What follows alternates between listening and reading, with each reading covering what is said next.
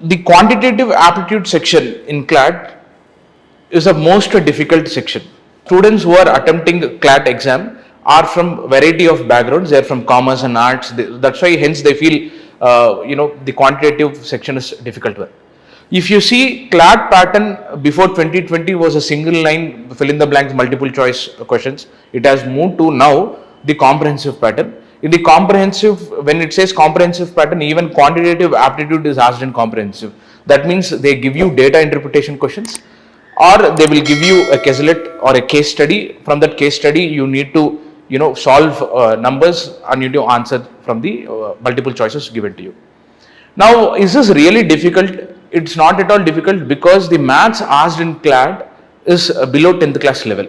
They are not asking you from the 11th class and 12th class level. So first you need to understand that, hence it becomes easy for you to prepare quantitative aptitude section in CLAT.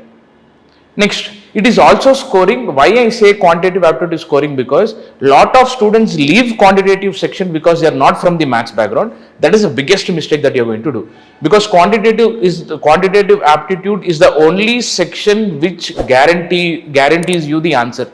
For example, if I take English reading comprehension, you feel that it is the answer you got, you read the question, you look at the answers, different options you see, and you feel that this is the option. But there is chance that you may not analyze, you have not analyzed the passage well, or you did not understand the question well. You answered it, but that problem will not be in the quantitative aptitude, because you are solving and getting the answer. You will know whether the answer is right or not. Other sections, if you see logical reasoning, English reading comprehension, or legal aptitude, no other section has this advantage. That means accuracy in quantitative aptitude can be high. Even though the weightage of quantitative aptitude is short, you can score more accurately in quantitative aptitude than other sections. So what you need to do for scoring high in quantitative aptitude? If you see, they are testing your basic numeracy, arithmetic skills here.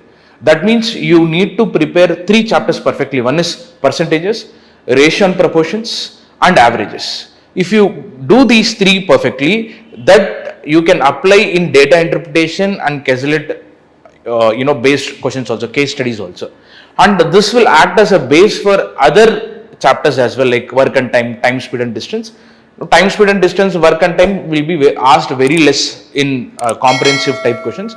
The more chances of asking are from percentages, averages, and ratio and proportions, and which is only 3 chapters, very small chapters, and it will not take more than 1 week to be perfect in these 3 chapters. Now coming to the data interpretation and case studies, or any comprehensive questions, all these comes through practice. It doesn't require 3 months or 4 months of practice. After you get command on these 3 chapters which I told you, other chapters you practice for one day here and there, you understand those concepts, directly start practicing data interpretation and comprehensive questions. Where do you get this one? These one you get from GMAT also, you get from MAT exam also. You have lot of data interpretation questions and case studies based questions in Google. You keep practicing them. You practice for just 1 month, you can become perfect in quantitative aptitude, because as I said, CLAT does not ask very difficult concepts from maths and very difficult calculation from maths. Thank you so much.